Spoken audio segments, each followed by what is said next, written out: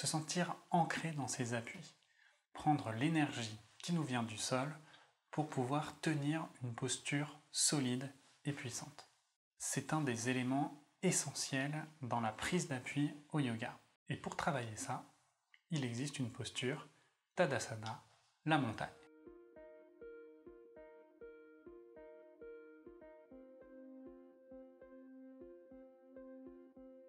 Bonjour, je suis Mathieu Perrault de YMJ Wellness pour vous présenter des outils pratiques afin de prendre soin de votre santé avec le yoga. Je suis kinésithérapeute, coach, praticien Jones et enseignant en école de kiné.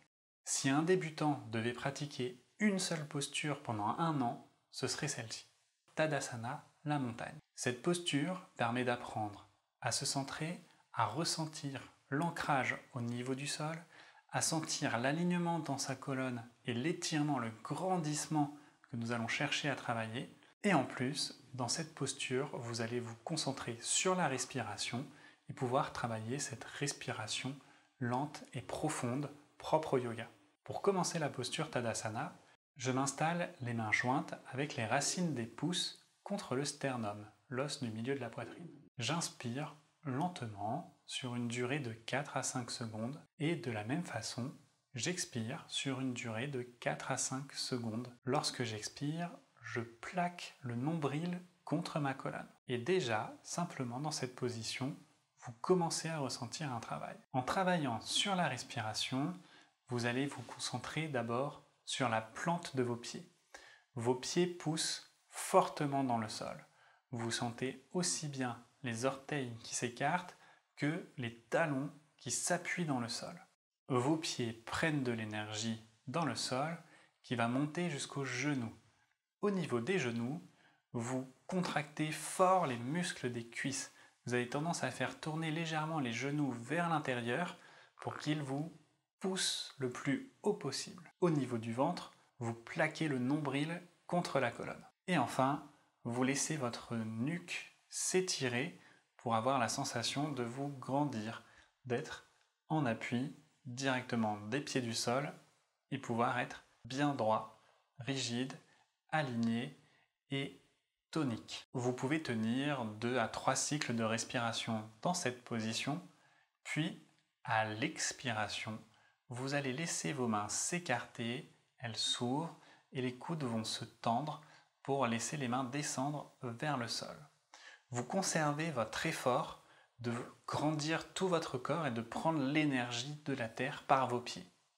En parallèle de ça, vous allez essayer d'abaisser vos aisselles, abaisser les coudes et abaisser les doigts. Vos doigts sont toniques, tendus, le plus ferme possible. Dans cet exercice-là, vous pouvez aussi serrer les omoplates en arrière afin d'avoir les bras dans le même alignement que les jambes. Vous tenez dans cette position 3 cycles de respiration complets.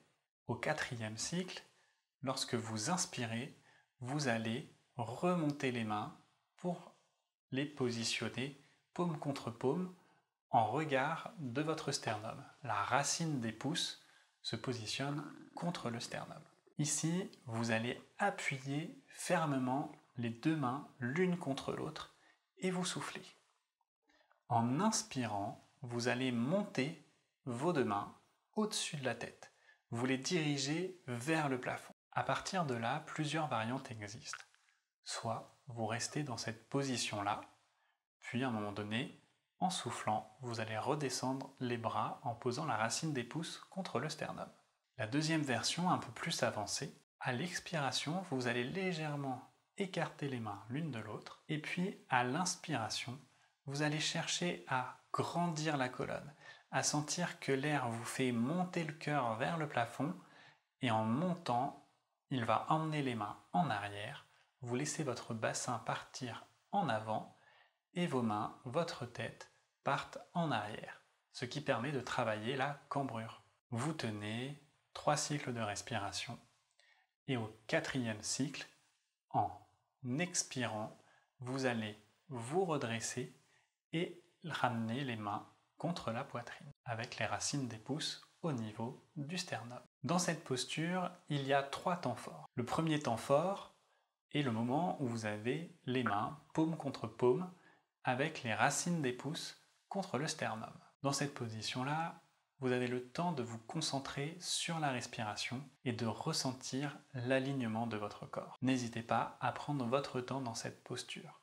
Le deuxième temps important est le temps où vous avez les mains qui descendent, les aisselles qui descendent, les coudes qui descendent vers le sol et les mains qui descendent vers le sol, alors qu'à l'inverse, vous avez tout l'axe central de votre corps, donc avec les deux jambes, mais surtout la colonne, les cervicales, la tête qui s'étire vers le plafond. Dans cette position-là, vous pouvez à nouveau vous concentrer sur votre posture. Et c'est aussi un bon moment pour avoir les yeux fermés, se centrer sur sa respiration, pratiquer une forme de méditation où vous laissez les pensées passer sans les accrocher et vous restez concentré, vous, sur votre posture. Le troisième temps important est le temps où vous allez chercher la cambrure. Ici, physiquement, ça va demander un effort car dans cette recherche de cambrure, il y a plutôt une recherche d'agrandissement que de creux. Vous cherchez à vous agrandir, à essayer d'ouvrir les vertèbres et du coup, comme ça part des bras, à un moment donné, ça va vers l'arrière. À aucun moment, vous devez ressentir que le dos se tasse. Si vous avez cette sensation d'écrasement dans le dos, c'est qu'il vaut mieux ne pas aller plus loin, voire revenir un petit peu pour conserver la sensation où vous grandissez. Vous pouvez pratiquer cette posture Tadasana, la montagne, tous les jours. Ça ne demande pas spécialement d'échauffement, c'est vraiment une posture de démarrage pour vous échauffer et pour vous centrer, pour vous aider à vous relaxer. En espérant que cette vidéo vous sera utile dans votre chemin d'apprentissage du yoga, je vous remercie pour votre visionnage. N'hésitez pas à laisser un commentaire si vous le souhaitez et à partager la vidéo si elle vous a plu.